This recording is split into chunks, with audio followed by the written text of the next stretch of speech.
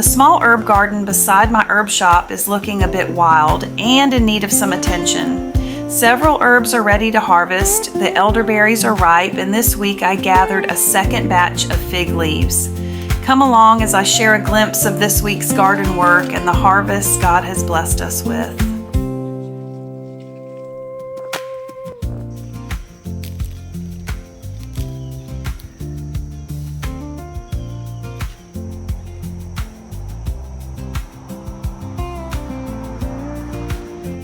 I don't have to tell you this area is looking a little wild right now.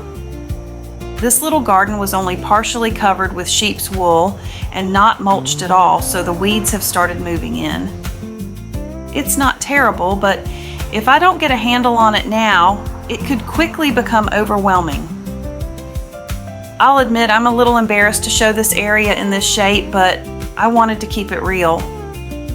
When you're growing gardens, harvesting herbs, and making medicine, life is full, and this can easily become reality.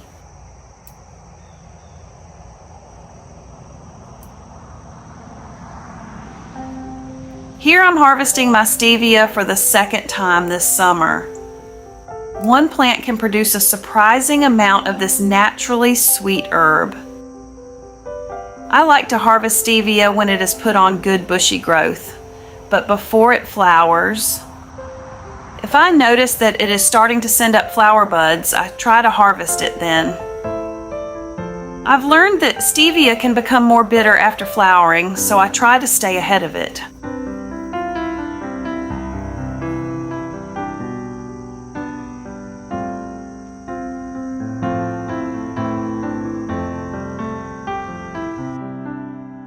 I was quite surprised when I nearly grabbed a big old bumblebee while harvesting hyssop. I looked closer and there were several bumblebees just hanging out on the hyssop, not moving a muscle.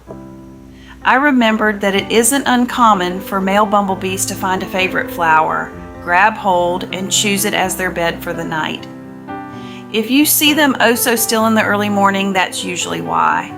Instead of taking cuttings today, I left them their soft little hyssop flower beds and moved on to the toothache plants. The toothache plant does exactly what it sounds like. If you chew a small piece of this flower bud, you feel a tingle and then a numbing sensation. The properties of the plant work as a local anesthetic right in your mouth. So for tooth pain, gum infections, or mouth sores, you can chew the fresh flower or apply the tincture directly. And here's the thing, it doesn't just numb the pain.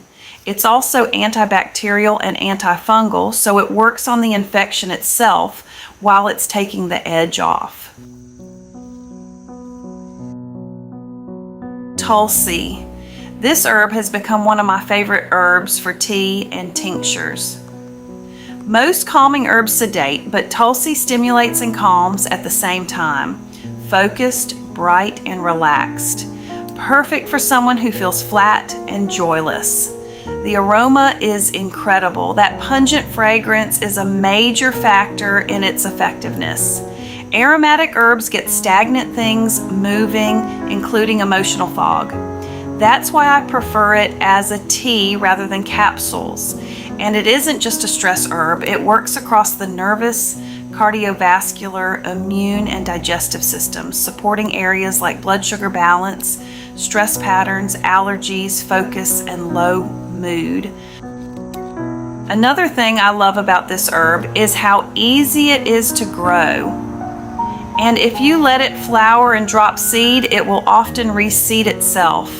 Just be mindful of late season harvesting. If you harvest too close to frost, it may not have enough time to set seed, and you'll need to start new plants in the spring.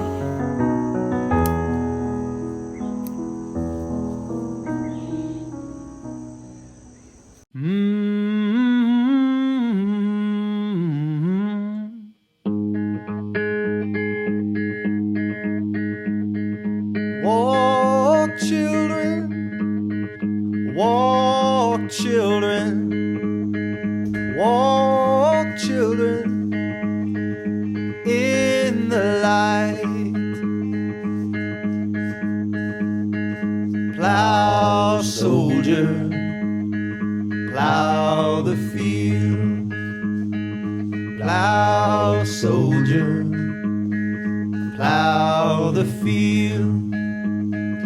Walk, children, walk, children, walk, children, in the light. Run, sorrow, run and hide. Run, sorrow, run and hide. Walk, children, walk, children, walk, children, in the light.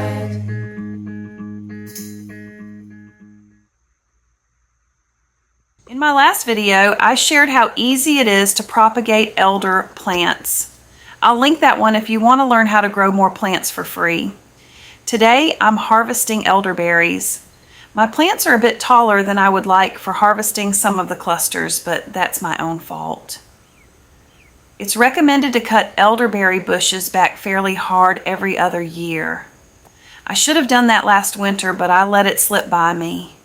Before I knew it, they were flowering in the spring, and I had missed my opportunity for this year. Nevertheless, I'm so happy to see all these beautiful berries that will be turned into delicious elderberry syrup this fall.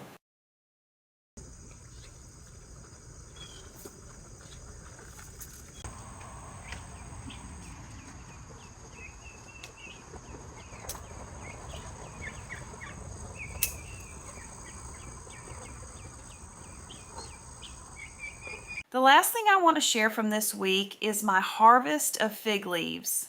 When I shared about fig leaves on TikTok, I was amazed by how many people were interested and how many questions came in about using fig leaves. Most people don't realize that fig leaves have been brewed into tea for centuries, especially throughout the Mediterranean. They make a mild, surprisingly delicious tea with notes that many people describe as green tea, toasted hay, and even a hint of coconut or vanilla. Traditionally, fig leaves have been used to support healthy digestion, and today researchers are interested in their potential role in supporting healthy blood sugar regulation. They are rich in polyphenols, flavonoids, and other beneficial plant compounds being studied for their antioxidant and metabolic supportive properties. After I harvest the leaves, I'll dry them thoroughly and add them to my apothecary so I can enjoy them long after fig season is over. Since there was so much interest in fig leaves, I may put together a longer YouTube video going deeper into using them. Let me know in the comments if that is something that you are interested in. Alrighty folks, I think that wraps up this week's video. It's been really exciting to see my little community growing over here. Until next time, blessings to you and yours.